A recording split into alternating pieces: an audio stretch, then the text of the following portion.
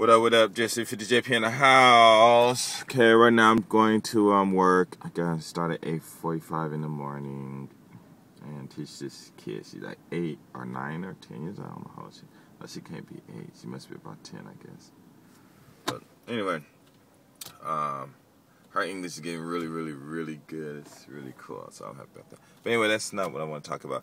Basically, what I want to talk about is black women and raising children and things like that. And this is just an idea that I have. And I've been thinking about this for a long time, many years and things like this. And I could never really understand why no one ever actually attempted it. However, I just want to say that you're not alone raising your children.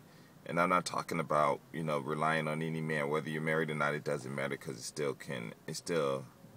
raising children still affects a home, and a lot of things like that, whether the father is there or not. Most parents end up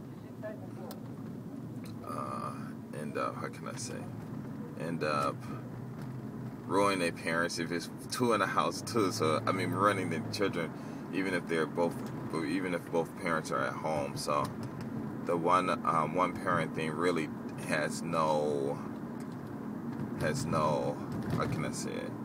It has no bearing on the child. Maybe as far as the education it does and things like that, but psychologically it can have its its errors and things too.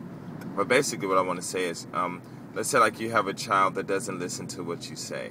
Okay, well, how do you deal with that? Well, one thing you may want to consider is that your child might not show a lot of respect to you, but your child may show a lot of respect to his friend's mother.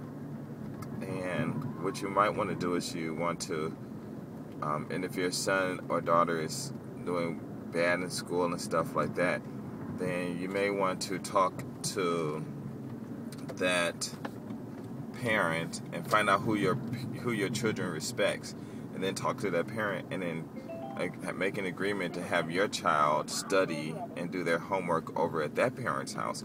And then if that parent's child is the same, then that child could come to your house and study.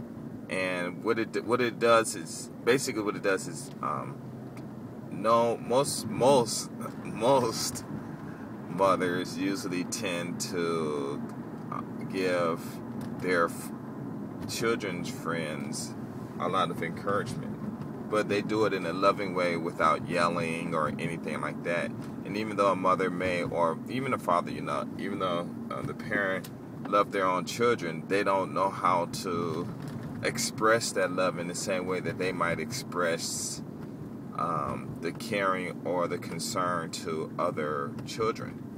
So, and it could be a number of reasons why. Maybe could have made a mistake and had kids or whatever. It doesn't matter. But still, the fact is that a lot of parents don't raise their, especially single moms, don't exactly, and I won't say especially single moms, but we're just talking about single moms, don't exactly raise their children in a way that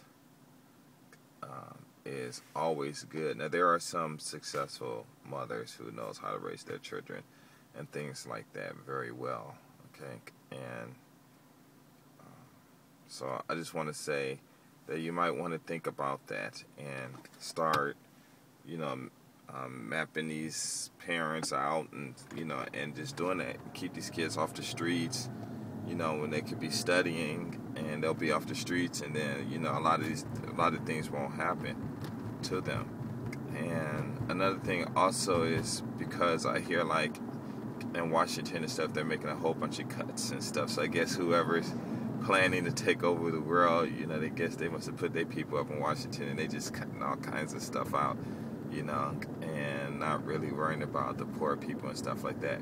But there's ways that you can make money, and I always call them the soft ways and stuff like that. Ooh, I'm almost at my destination. I call them the soft ways and stuff like that. But anyway, that's all I'm saying. So just try that, in the neighborhoods, try those things and see what happens. Because if you can get your kid to study at somebody else's house, it doesn't matter then that's a good thing. Increase their knowledge and stuff like that. Okay. Anyway, hopefully this is it'll be received well. Okay, I'm out. Peace.